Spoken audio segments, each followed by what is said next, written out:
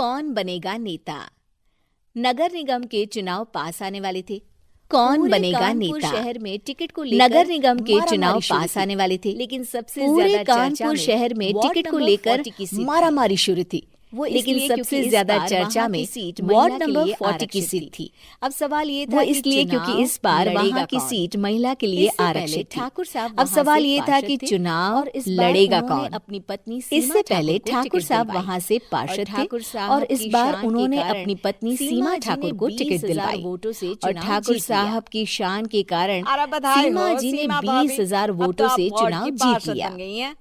अरे बधाई हो सीमा भाभी, अब तो आप वार्ड की पार्षद बन गई हैं। अब तो हमारे काम आप ही करवाएंगी। सीट आ गई, ये तो सिर्फ नाम की पार्षद बनी है।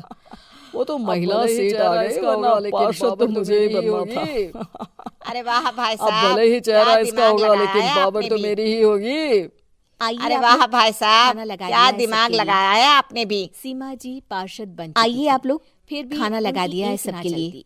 सारे सीमा जी पार्षद बन चुकी थी, फिर भी उनकी एक ना चलती। वहाँ सारे काम ठाकुर साहब खुद ही संभाल लेते और जहाँ जरूरत पड़ती वहाँ सीमा जी का अंगूठा लगवा लेते। ठाकुर साहब और सीमा जी ज्यादा पढ़ी लिखी भी नहीं थी।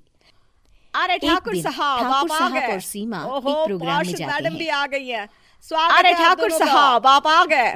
ओहो, पार्षद मैडम भी आ गई है। स्वागत है आप दोनों का। चलिए, अब लगता है हमारे पार्षद फंड का सही इस्तेमाल हो रहा है। आप ही सबसे पहले प्रवेश करते हैं। ये लीजिए ठाकुर साहब कैची, और आप ही सबसे पहले प्रवेश कीजिए। पीछे सब लोग आगे निकल जाते हैं। वो देखती और सीमा जी पार्षद होने के बावजूद भी पीछे खड़ी रह जाती हैं। वो देखती हैं कि वेलकम बोर्ड पर उनका नाम है, लेकिन महिला होने के कारण कोई उनका सम्मान नहीं कर रहा। नमस्कार। अगले दिन एक आदमी उनके घर आता है। अरे ठाकुर साहब नमस्कार। नगर निगम वाले कल हम नोटिस किए कि हमारा घर तो अवैध है और नगर निगम वाले उसे तोड़ने आ रहे हैं। ज्यादा कुछ कर नहीं कीजिए ना ठाकुर साहब। तुम सबकी जेब गर्म देखो भाई, मैं तो ज्यादा कुछ कर नहीं सकता, पर अगर तुम सबकी जेब गर्म कर दो तो कुछ हो सकता है। कुल मिलाकर 4 लाख लगेंगे। मैं अपने लिए नहीं मांग रहा हूँ। 4 लाख ठाकुर साहब। अरे भाई, मैं अपने लिए नहीं मांग रहा हूँ, सबको देना पड़ता है थोड़ा। इंजीनियर बाबू है, बड़े साहब है, सबको देना पड़ता है ना थोड़ा थोड़ा। बोलो है मंजूर। अरे ये आप क्या कर रहे हैं? अचानक पहले सीमा जी आ जाती हैं। आपने वोट मांगे। अरे ये आप क्या कर रहे हैं? पहले अरे चुप रहो तुम, से तो तुम्हारा काम है सिर्फ अंगूठा लगाना। अब इनसे ही पैसे ले रहे क्या करो। अरे चुप रहो तुम, दूसरे काम तुम्हारा काम है सिर्फ अंगूठा लगाना। तुम वही क्या करो, मुझे दूसरे काम तुम मत सिखाओ, समझी? भी किसी भी वक्त आती होगी और तुम ना जाओ, अब सब कुछ पैसे लेकर आओ, चलते रहता है। वरना जेसीबी किसी भी वक्त आती होगी। ठाकुर साहब को सब कुछ ऐसे ही चलते रहता है। वहाँ पर एक दिन सीमा जी और ठाकुर साहब को एक लोकल मीटिंग में बुलाया जाता है। चाहूंगा वहाँ पर ठाकुर साहब अधिकारी हमारे बीच मौजूद रहते हैं। 2 शब्द कहें।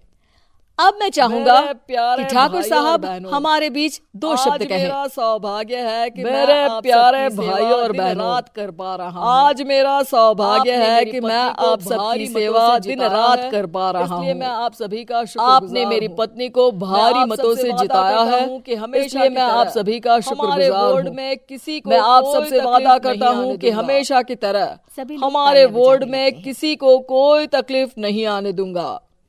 सभी लोग अब मैं माननीय पार्षद मैडम को स्टेज पे बुलाना चाहूंगा। अपने नाम अब मैं माननीय पार्षद मैडम को स्टेज पे बुलाना चाहूंगा। बिल्कुल उम्मीद नहीं थी अपने नाम को बुलाया सुनकर सीमा जी एकदम चौंक जाती है। उन्हें बिल्कुल उम्मीद नहीं थी कि इतनी बड़ी जगह उन्हें मंच पर बुलाया जाएगा। जैसे तैसे वो मंच पर चढ़ती हैं। किस तरह ऊपर जाती ही सीमा जी को सारी पुरानी बातें याद आ जाती हैं और उनके नाम से किस तरह काम करते हैं। उनके पति उन्हें कभी भी आगे बढ़ने नहीं देते और उनके नाम से गलत काम करते हैं। वो बोलने लगती हैं। आप में से बहुत कम लोग ही मुझे जानते होंगे। मैं आपके वार्ड की पार्षद सीमा हूँ। ऐसा मौका ही नहीं। आप में से बहुत कम लोग ही मुझे जानते होंगे क्योंकि इससे पहले मुझे कभी ऐसा मौका ही नहीं मिला। लेकिन सारे मौके मेरे पार्षद पति यानी आपके ठाकुर साहब ही लेते रहे।